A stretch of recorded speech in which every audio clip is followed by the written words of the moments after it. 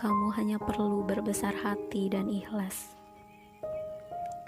Terkadang kita dihadapkan dengan sebuah rasa kecewa agar kita tahu bagaimana cara mengaturnya, sehingga kita bisa mengerti satu hal: semua yang ada di dunia ini bukanlah kehendak kita.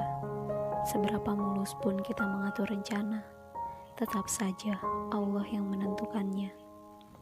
Boleh jadi kamu membenci sesuatu, padahal ia amat baik bagimu.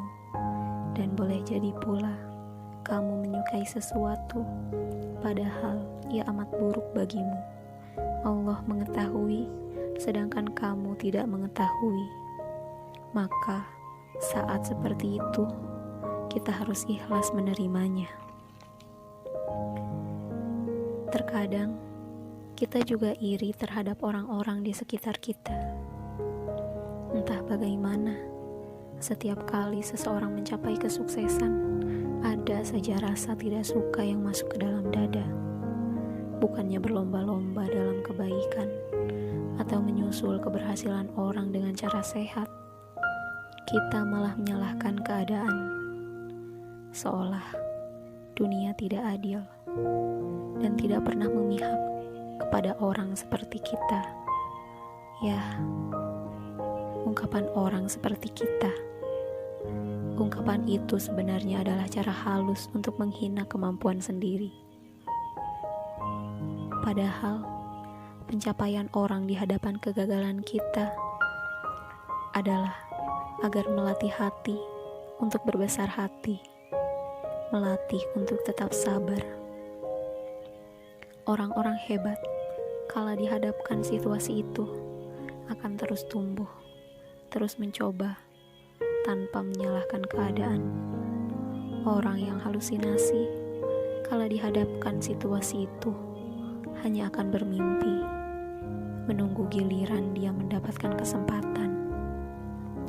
Padahal Allah tidak akan mengubah nasib suatu kaum hingga mereka mengubah diri mereka sendiri. Cobalah untuk berbesar hati serta ikhlas. Seketika wajahmu tidak kusut lagi, pikiranmu tidak dipenuhi dengan asumsi ketidakadilanmu itu.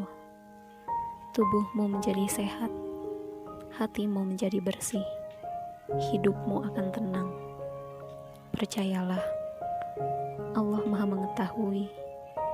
Dia memberi apa yang kamu butuhkan. Seperti kalimat Emma Ainun Najib, bila air yang sedikit dapat menyelamatkanmu dari rasa haus, tak perlu meminta air lebih banyak yang barangkali dapat membuatmu tenggelam. Maka selalulah belajar cukup dengan apa yang kita miliki. Terkadang yang orang lain lihat tentang kita tidak sepenuhnya benar, tidak pula sepenuhnya salah, dan tidak pula seperti apa yang mereka lihat. Bisa jadi saat orang lain melihat hidup kita, maka sebenarnya ia ingin berada di hidup kita. Tidak sedikit orang ingin menjadi hidup orang lain, padahal yang ia rasakan hidupnya tidak semudah yang orang-orang lihat. Justru ia ingin berada di hidup orang lain.